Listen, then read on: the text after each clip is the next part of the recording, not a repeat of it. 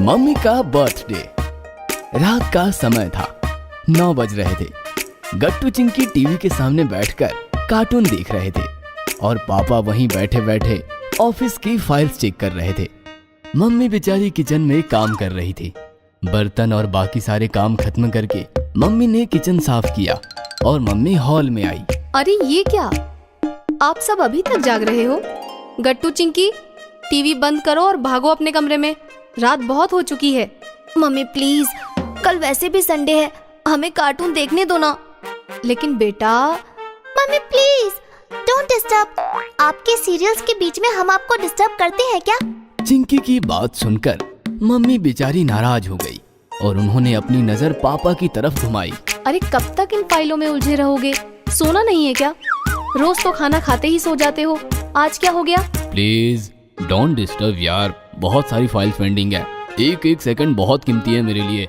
ऐसा कहकर पापा फिर से फाइल्स में खो गए और मम्मी बेचारी सबको बारी बारी देखती रही। बच्चों को कार्टून देखना है, इन्हें ऑफिस का काम करना है और ना ही कोई मेरे साथ वक्त बिताना चाहता है। कोई बात नहीं, मैं बेडरूम में जाकर सो जाती हूँ। ऐसा कहकर मम्मी बेडरूम की तरफ निकल गई। जैसे ही मम्मी गई, पापा ने फाइल पटक दी। फाइल देख देख कर तो मम्मी से पहले मैं ही सो जाता। तभी चिंकी जम्भाई लेते हुए बोली, सोना नहीं है पापा, सोना नहीं है ना गट्टू। चिंकी ने गट्टू की तरफ देखा तो गट्टू घोड़े बेचकर सो रहा था। गट्टू उठो, उठो बेटा, अरे ये तो हिल भी नहीं रहा। गट्टू उठो, गट्टू, गट्टू 12 बज गए हैं। ये सुनते ही गट्टू झट से उठकर बैठ गया।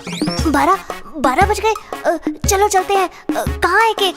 गट्टू की हालत देखकर पापा मुस्कुराते हुए बोले, गट्टू 12 अभी बजे नहीं और केक अभी आया नहीं, तुम जाओ और देख कर आओ मम्मी सो रही है या नहीं। गट्टू जाने लगा तो पापा पीछे से चिल्लाए, और सुनो, सिर्फ देख कर आना, वहीं मम्मी के पास सो मत जाना।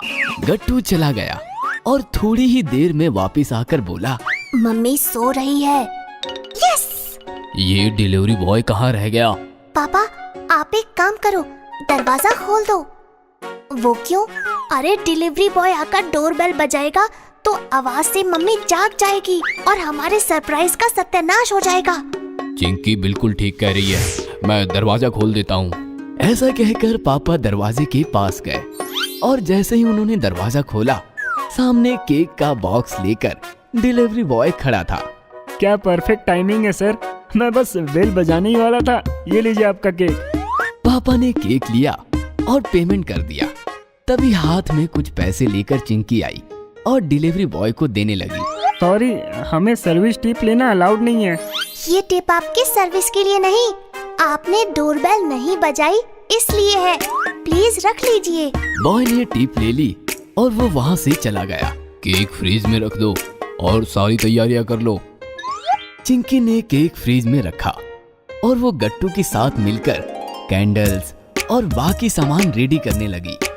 ठीक 11:59 पर गट्टू, चिंकी और पापा मम्मी के बेड के सामने बड़ा सा केक लेकर खड़े थे।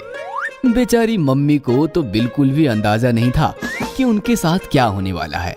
पापा ने टाइम देखा, जैसे ही 12 बजे सबने एकदम से हंगामा खड़ा कर दिया। Happy birthday to you, happy birthday to you, happy birthday to you dear mummy, happy birthday to you. Mummy नींद से जागकर झट से बिस्तर पर बैठ चुकी थी। उसे अपनी आंखों पर विश्वास ही नहीं हो रहा था। वो समझ रही थी कि वो सपना देख रही है। ऐसे क्या देख रही हो मम्मी? आज आपका बर्थडे है, हैप्पी बर्थडे। कैसा लगा surprise?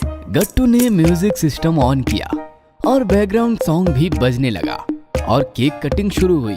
Thank you so much, मुझे पता ही नहीं था कि आज मेरा बर्थडे है, मैं तो भूल ही गई थी। याद कैसे रहता, दिन भर तुम इतने काम करती हो, बस हमारी सर्विस में उलझी रहती हो। डोंट वरी मम्मी, हमें याद था। तभी मैं सोचूं, अचानक सबकी नींद कैसे गायब हो गई। कोई कार्टून देख रहा है तो कोई फाइल में उलझा है। मम्मी सच बताओ, हमें बहुत नींद आ रही थी, गट्टू तो बैठे बैठे सो रहा था, लेकिन हमें आपको सरप्राइज देना था। तो दे दिया सरप्राइज।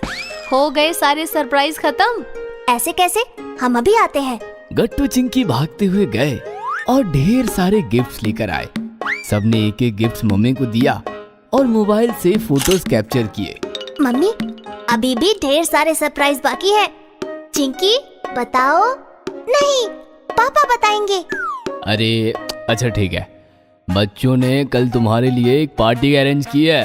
सारा इंतजाम खुद गट्टू चिंकी ने किया है। तुम्हें कल बस एंजॉय करना है।